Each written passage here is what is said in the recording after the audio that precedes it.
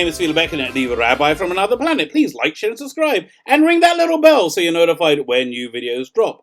The ratings have just come out for Doctor Who this week and they are not good. They are not good at all. Well, they're not good if you really like the Chris Chibnall era Doctor Who. If, like me, you really, really hate it, well, it's not good news. It makes me feel better. It makes me feel like it validates my my worldview. So I'm quite happy about that. I'm not happy about Doctor Who being as dire as I think it is, which I think is really bad. But before we get into that, if you're enjoying this, if you enjoy this channel, or even if you don't enjoy it, really, I don't really care. Either way, you could consider hitting the like button. That's very, very helpful, and the subscribe button. The more people subscribe, the better my life is on YouTube. Just the way it is. And as we all like Doctor Who, we all do love Doctor Who. I'm giving away Doctor Who. It's a bit of classic Doctor Who, a bit of Tom Baker goodness. The E-Space Trilogy DVD box, 3 DVD box set featuring Full Circle, State of K, and Warrior's Gate, all from 1981, starring Tom Baker, Lalla Ward. This is it. This is where their marriage was completely breaking down while they're filming these episodes. So you can see the tension going on there. And Adric pops up, appears in these ones, and K9. All you got to do to win it is subscribe to the channel and leave the hashtag Marshmen. Marshmen, they were the monsters in Full Circle. And we do the drawing on Sundays, about an hour or so after Doctor Who airs in the UK. On the TardisZone, and we'll do the drawing there. If you enter, best of luck. I hope you win. We're doing giveaways for all the time Doctor Who is running. This season, Doctor Who is running in the UK. Mercifully, only another 4 more weeks. That's my only thing I really liked about this episode. What else was this Drek called? Not Autumn 55. The one with the plastic. Who knows? You know what? I've forgotten it already. Wow, not Nikolai Tesla. Oh, Praxius. That's why I can't remember it. It's got a stupid made-up name that doesn't mean anything. Praxius. Fine. So let's start looking at the numbers. So the overnight for that was 3.97. Not the lowest note overnights ever, but the biggest difference with Capaldi's overnights in his third season. You know, season gets a lot of hate. It's my favourite Capaldi season. So, you know, Vive le Different. Actually, and also, another one that gets a lot of hate, which I really liked, was Twice Upon a Time. I just really, really enjoyed that. I thought, you know, I didn't think it was so disrespectful to Bill Hartnell, but a lot of people were upset by it. Okay, listen, that's the thing about the Fandom Menace. We are a collection of independent voices, and we do not agree on everything, which is good, and I like that. So, Praxis got a 3.97 overnight. So the big difference between the overnights here and the overnights in the Capaldi era is that was people would be more eager to watch it on iPlayer before the next episode aired. You'll get it in the next 7 days. People would want to try and keep up. So their iPlayer numbers did a lot better than Jodie's iPlayer numbers. Capaldi got anything between a 1.5 to 2 million bump per week on iPlayer on average. You know, I'm not there are some exceptions to that rule. Let's look at his lowest rated one, which was Eaters of Light. So that got a 2.89 overnight. I couldn't see what it was playing on. I think there was something on ITV, something on the other channel at the same time that was playing that was very popular. But that got bumped up quite a lot. They got around to 5.12. Still the lowest rating for Doctor Who since 2005, since return. But that was a big bump. So that's what, a 2.2. There's a 2.23 million bump, which is very big. So Jodie Whittaker this season has not been managing that. Her first week got a 4.88 overnight, and that got bumped up. It got bumped up to about the same, by a 2 million, 2.01 million. Make her final score 6.89. Although I have to tell you, I think the iPlayer numbers are a bit fishy because they count you as a watch the episode if you watch 2 minutes on iPlayer. Apparently, which really, that sounds like bullcrap to me. What they should do is see the percentage that you've watched on it and then make that a percentage of a viewer. So let's say somebody watches half of it, that makes them half a viewer. You know, that gives you a more accurate way of being able to crunch numbers.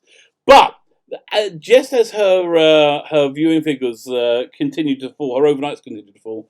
Also, the amount of people watching it on iPlayer also continued to fall. So, and the next week she got 4.6 million for Spyfall Part 2, which got bumped up to 607. That's under 2 million. That's 1.47 million. So you see, that's like that's over a 25% drop in our iPlayer. And that trend continues. It goes to 4.19 for the awful 55, the absolutely odious Orphan 55, and that gets bumped up to a 5.38.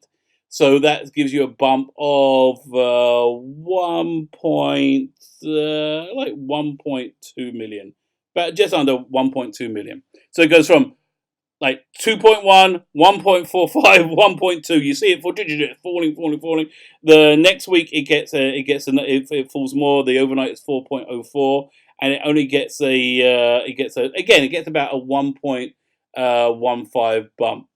So I think 1.15 sounds like it is about where it's going to rest. That's what I think you can pretty much guarantee will be added on. Now, next the fifth week, that was Nikola Tesla's Night of Terror, but the what's the one last week with the Roof Doctor? Uh, it was Fugitive on the Jadoon. Uh, so they let apparently I didn't know this. I don't live in the UK, but they let the word out that Captain Jack was returning. So that gave it a bump in its overnight. It went from 4.04, and one of the only few times in Jodie Whittaker's run, it went up instead of down. So they ended up with a 4.21, and it got a much bigger bump as well. The 4-screen iPlayer brought it up to 5.57. So that's a one, well, still not a huge bump. It's a 1.35, a 1.35 million bump. I think 1.15 is probably what we're going to see, and I think it's going to. So let's say, so 3.97 is probably going to end up around 4.15, 4.2, somewhere around there. I'm really hoping it's going to drop to under 5.12 because that is the lowest rating that Doctor's received since 2005. And then we could really say categorically this is a utter failure. So the other thing we're going to look at is the season average. This is going to have. I think there's no way at this point to say that this will not have the lowest season average of Doctor Who again since the 2005 return. My guess for season average is going to be around the probably about. I would reckon the season average will probably be around the 5 million because we're at 3.97 now. I think it's probably going to continue dropping. The ceiling will probably be about, unless they bring in some interesting factor, the ceiling will probably be about 3.7. That's as far as low as I see it going. But yeah, listen, I hate to say this, it's not popular. Yeah, I know if you like Jodie Whittaker's Doctor Who, that's great. It's not popular. People don't like it. People do not, generally speaking, like getting boring lectures, which is what this season feels like. And what this era feels like. Boring lecture after boring lecture by people who are idiots. Now, that thing that actually makes it worse. That they portray Jodie Whittaker's Doctor as if she's a blithering idiot and she's lecturing you at the same time. Listen, you watch my review of I forgot the bloody episode again now. Praxius, where actually I went through it in some detail, and yeah, talking about all the plot points, all the very important plot points they completely missed and ignored, and just the utter stupidity of a lot of it as well. And yeah, I say Whittaker is like a wrecking ball, knocking over everything that she goes into. Yeah, when the episode started, I was like, I saw Pete, Pete Matigue's name? I'm like, okay, he was. His episode was the least obnoxious one of last year. Maybe this will be good. And that same millisecond later, I hear Jodie Whittaker doing this awful voiceover, and she's just not good. She's not good. I'm sorry. She's not appealing. She's not fun. She's not inspiring. She's just awful. She's awful in the role in a TV show written badly to cram in as much gender as humanly possible, and I think that's probably why it's not very successful.